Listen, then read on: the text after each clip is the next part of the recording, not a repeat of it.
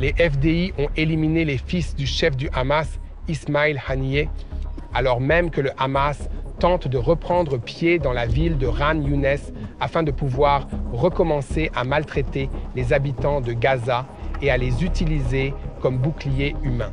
Dans le même temps, le Hamas a envoyé un message aux pays médiateurs indiquant qu'il n'était pas en mesure d'identifier et de localiser les 40 otages vivants.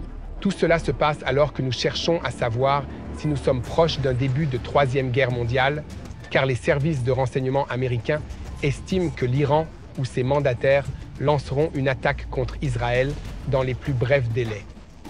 Je m'appelle Yair Pinto et voici le reportage de Boots on the Ground sur ce qui se passe en Israël au 188e jour de la guerre d'Israël contre le Hamas, le Hezbollah et peut-être bientôt l'Iran. Le président des États-Unis, Joe Biden, a déclaré mercredi soir lors d'une conférence de presse en compagnie du Premier ministre japonais en visite, Fumio Kishida, que son pays s'était engagé à protéger Israël contre les menaces de l'Iran. Je voudrais aborder la question de la menace iranienne. Il menace de lancer une attaque significative contre Israël. Comme je l'ai dit au Premier ministre Netanyahou, notre engagement à assurer la sécurité d'Israël contre les menaces de l'Iran et de ses mandataires est inébranlable. Je le répète, il est inébranlable. Nous allons faire tout ce qui est en notre pouvoir pour protéger la sécurité d'Israël. Selon le département d'État américain, quelques heures après la déclaration de M. Biden, le secrétaire d'État américain Anthony Blinken s'est entretenu avec le ministre de la Défense Yoav Gallant et lui a clairement indiqué que les États-Unis soutiendraient Israël contre toute menace émanant de l'Iran. Ils ont également discuté des efforts déployés pour parvenir à un accord sur les otages et à un cessez-le-feu avec le Hamas. Peu après la déclaration de Biden, la chaîne Al Jazeera a cité une source américaine selon laquelle les États-Unis n'excluent pas une action de représailles conjointe avec Israël en cas d'attaque de l'Iran ou de ses mandataires. Les propos de Biden font suite à un rapport de la chaîne Bloomberg selon lequel les États-Unis estiment que l'Iran ou ses mandataires lanceront une attaque de missiles ou de drones en direction d'Israël dans les plus brefs délais. Selon le rapport, l'attaque potentielle, dans laquelle des missiles de précision seront probablement utilisés, pourrait être menée dans les jours à venir. Il s'agit de savoir quand et non pas si. Nous continuerons à suivre la situation et à vous tenir informés. Restez avec nous pour connaître la vérité. Prenez une minute pour cliquer sur le bouton d'abonnement, partagez ces vidéos sur YouTube et suivez-nous sur les réseaux sociaux afin qu'ensemble nous puissions diffuser la vérité. Revenons à la bande de Gaza. Au cours des dernières 24 heures, 3 des fils et 4 des petits-fils du chef du bureau politique du Hamas, Ismail Haniyeh, ont fait partie des victimes d'une frappe aérienne israélienne qui a attaqué le camp de réfugiés de Shati, dans la partie occidentale de la bande de Gaza. Des sources de la famille Haniyeh ont déclaré aux médias arabes que les 3 fils de Haniyeh qui ont été tués dans l'attaque étaient Hazem, Amir et Mohamed. Ils se trouvaient dans un véhicule qui a été frappé avec leurs enfants. Peu de temps après que l'assassinat a été rendu public, Haniyeh est passé en direct sur le réseau Al Jazeera et a déclaré calmement « Merci à Dieu pour l'honneur qu'il nous a fait avec le martyre de 3 de mes fils et de plusieurs de mes petits-enfants. » S'il est étrange que cet homme ne semble pas attristé par la mort de ses fils, il ne faut pas s'étonner que les habitants ordinaires de Gaza ne soient pas non plus très attristés par cette nouvelle, et je vais vous dire pourquoi. Le Hamas est une organisation terroriste dirigée par des criminels sanguinaires, et Ismail Haniyeh est l'un des pires d'entre eux. Il est le père de 13 enfants, tous impliqués dans le Hamas et le réseau d'activités criminelles qui le soutient. Haniyeh lui-même vit dans des hôtels de luxe au Qatar et en Turquie. Dans le cadre de son travail pour le Hamas, il voyage parfois en jet privé entre Téhéran, Istanbul, Moscou et Le Caire. Les fils de Haniyeh dominent le secteur de l'immobilier à Gaza. Même pendant la guerre, lorsque la situation des habitants de Gaza n'est pas facile, la famille Haniyeh vend de l'électricité à partir de générateurs aux habitants de Gaza. Les générateurs et le carburant qui les alimentent sont fournis par des organisations humanitaires et sont censés être gratuits pour ses habitants. À Gaza, Ces hommes sont généralement considérés comme des alcooliques qui participent régulièrement à des fêtes dans des clubs luxueux, accompagnés de femmes qui ne sont pas leurs épouses. Par exemple, en décembre dernier, Tsahal a révélé que lors de l'opération terrestre dans la bande de Gaza, des documents et des reçus totalisant des milliers de dollars ont été saisis lors de l'achat de bijoux de luxe par Maht Islam Hania, le fils du chef du bureau politique du Hamas. Le fils, qui a signé les reçus, a voyagé entre Gaza et la Turquie et possède un passeport turc. Il investit dans des biens immobiliers en Turquie et à Gaza. Il est connu comme le parrain de l'immobilier car il possède plusieurs appartements, villas et immeubles dans différentes zones de l'enclave palestinienne. Un article sur lui a été publié dans le Journal du Sud, ILAF, il y a un an, sous le titre « Maht Hania, une vie d'alcool et de femme extravagante ». Pendant ce temps, n'oublions pas qu'Israël attend la réponse du Hamas à la proposition faite au sommet du Caire. Il est trop tôt pour savoir si l'élimination des fils de Hania affectera la réponse du Hamas, mais en Israël, l'évaluation des renseignements indique que ce ne sont pas les dirigeants du Hamas au Qatar qui prendront ces décisions, mais Yahya Sinwar, qui se trouve toujours dans la bande de Gaza. Le Hamas peut profiter de cet assassinat pour renforcer ses positions dans les négociations, mais avant même ce développement, les services de renseignement israéliens pensaient que Sinwar répondrait par la négative. Cela nous amène à notre prochain sujet de négociation, à savoir la libération des otages israéliens.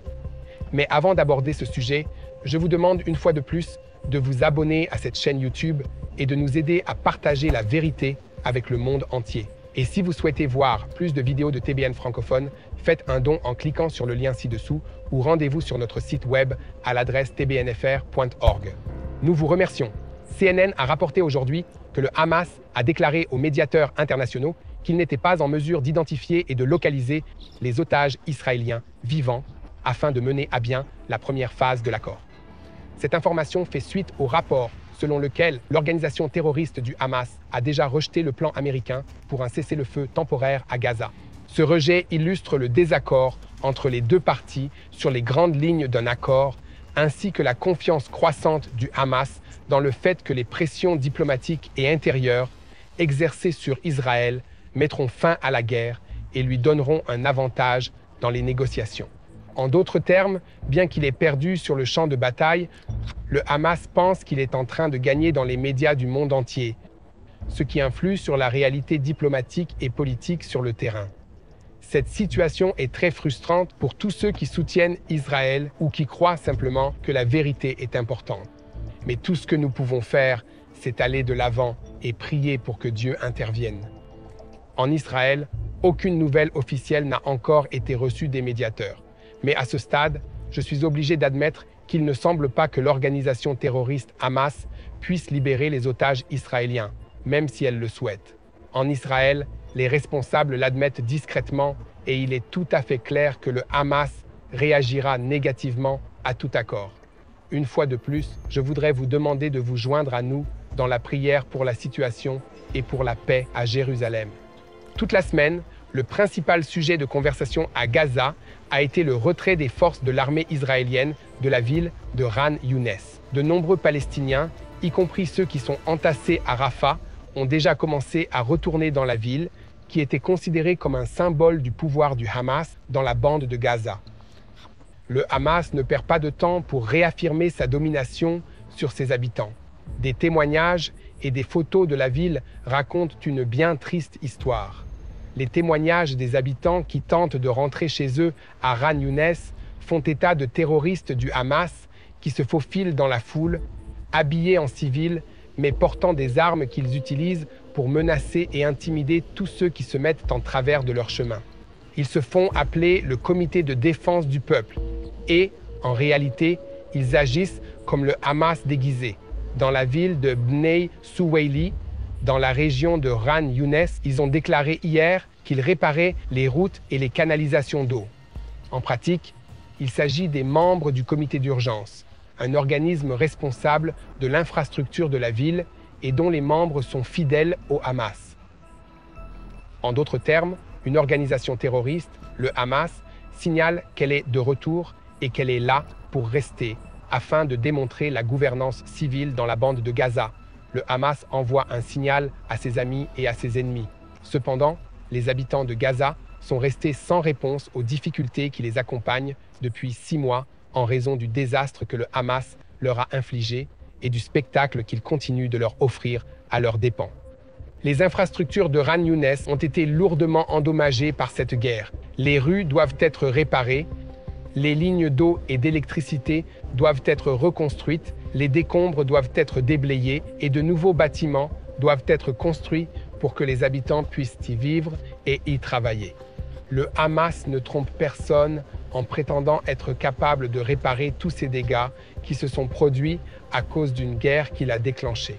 Je dois souligner que les soldats de la brigade Nahal de Tsahal continuent d'opérer dans le corridor de Netzel qui sépare le nord et le sud de la bande de Gaza en se lançant dans des opérations ciblées et des raids sur les infrastructures terroristes dans la bande de Gaza.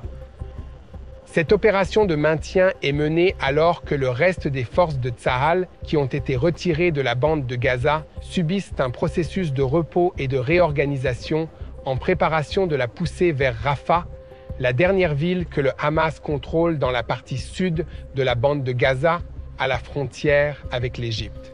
Les opérations antiterroristes se poursuivent dans la bande de Gaza, même si les principales manœuvres terrestres sont terminées.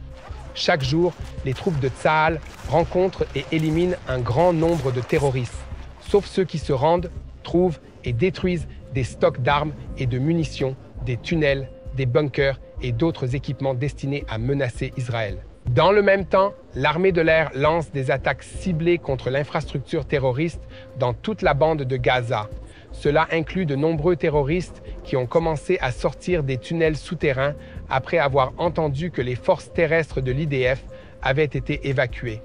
Une fois de plus, je me tourne vers vous, les téléspectateurs, pour vous remercier de votre soutien et de défendre la vérité. Ensemble, nous prierons pour la paix d'Israël et la paix des soldats de Tsahal.